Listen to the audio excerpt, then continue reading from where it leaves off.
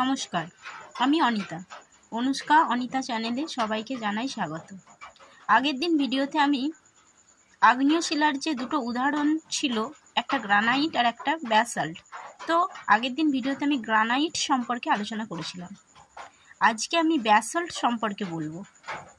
Basalt কি, কোথায় থাকে, এই বিষয়ে আলোচনা করব। চলো তাহলে শুরু করা যাক।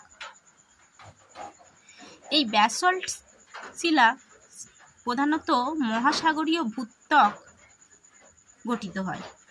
তাহলে এই ব্যাসাল্ট শিলায়, এই যে এটা কিন্তু আগ্নেয় শিলার উদাহরণ, এই আগ্নেয় শিলার উদাহরণ ব্যাসাল্ট, এটা দিয়ে মহাসাগরীয় ভূত্বক গঠিত হয়।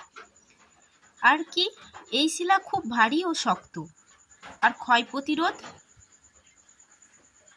ক্ষমতাও বেশি। তো 1 নম্বর পয়েন্ট কি হলো, এই শিলা খুব ভারী ও শক্ত আর ক্ষয় প্রতিরোধ ক্ষমতাও বেশি।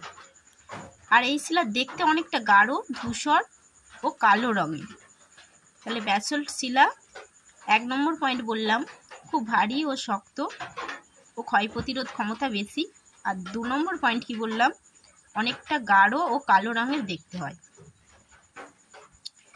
এই ব্যাসাল্ট শিলাটা যে খনিজগুলো নিয়ে গঠিত হয়, এই ব্যাসাল্ট শিলার মধ্যে যে খনিজগুলো থাকে সেগুলো হলো কোয়ার্টজ, ফেল্ডস্পার, অলিভিন, পাইরক্সিন। এই সমস্ত খনিজগুলো নিয়ে ব্যাসাল্ট শিলা গঠিত হয়। আচ্ছা, এখন ব্যাসাল্ট শিলার ফাটলের সংখ্যা খুব বেশি থাকায় এর প্রবেশতটাও খুব বেশি হয়। আর কি হয়, খুব দ্রুত জমাট বাঁধে বলে এই শিলার দানাগুলো কিন্তু খুব সূক্ষ্ম। ব্যাসাল্ট শিলায় গঠিত যে ভূমিরূপগুলো হয়, সেই ভূমিরূপগুলো দেখতে কিন্তু চ্যাপ্টা হবে। তাহলে ব্যাসাল্ট শিলা সম্পর্কে আজকে বলে দিলাম। এর পরের দিনে আসবো নতুন একটা ভিডিও নিয়ে পাললিক শিলা সম্পর্কে। তো আজকে এই পর্যন্তই। নমস্কার। ভিডিওটি ভালো লাগলে অবশ্যই লাইক ও কমেন্ট করবেন, আর চ্যানেলটিকে সাবস্ক্রাইব করে দেবেন, যাতে পরবর্তী ভিডিওগুলো দ্রুত আপনার ফোনে পৌঁছে যায়। নমস্কার।